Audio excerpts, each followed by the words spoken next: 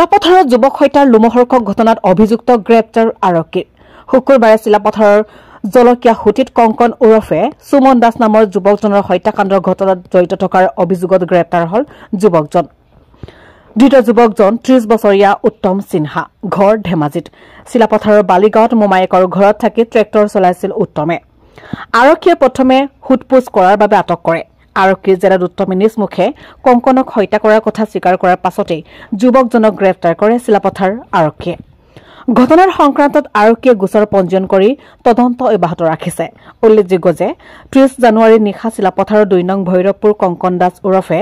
২৮ বছৰীয়া সুমন দাসে অসুস্থ মাতৃক চিকিৎসাৰ বাবে অৰুণাচলৰ পৰা ঘৰলৈ আনিছিল বৃহস্পতিবাৰে নিশা ৯ বজাত ডিব্ৰুগড়লৈ বুলি ওলাই যোৱা যুৱকজনক শুক্ৰবাৰে হিৰছেট কৰাৰ অৱস্থাত ৫১৫ ৰাষ্ট্ৰীয় ঘাইপথৰ জলকীয়া হুটিত উদ্ধাৰ হৈছিল নিহংগ ঘটনাটো হত্যাকাৰী অকলে সংঘটিত কৰিনে নে আন লগত কোনোবা আছিল সেইটো আৰক্ষীৰ অনুসন্ধানত পোহৰলৈ আহিব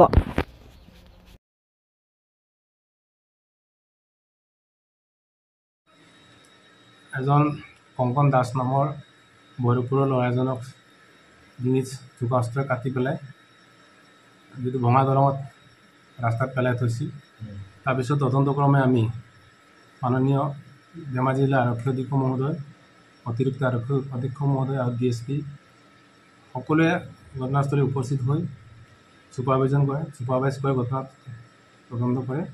আৰু সেই মৰ্মে তেওঁলোকৰ নিৰ্দেশ মৰ্মে আমি তদন্ত কৰা হয় আৰু এই সংক্ৰান্তে জড়িত পাই পেলাই আমি তপন সিনহা এলাইচ উত্তম সিনহাক আমি গ্ৰেপ্তাৰ কৰিছোঁ আৰু তেওঁ ব্যৱহাৰ কৰা যিটো ডেড বডি লৈ গৈছিল লাভলৈ ট্ৰেক্টৰখন আমি জব্দ কৰিছোঁ ঘটনাটো কিয় কাৰণে কৰিবলৈ এইটো পাৰিবাৰিক সম্পৰ্কত এনে পৰিকল্পিতভাৱে হৈছে বুলি সন্দেহ হয় নেকি ছাৰ পৰিকল্পিতভাৱে কাৰণ যিহেতু তেওঁ মামীৰ লগত এইটো অবৈধ সম্পৰ্কত তেওঁ দেখা পাইছিলে দেখা পাই পেলাই তেওঁ ঘটনাস্থলীতে তেওঁ হত্যা কৰা বুলি স্বীকাৰ কৰে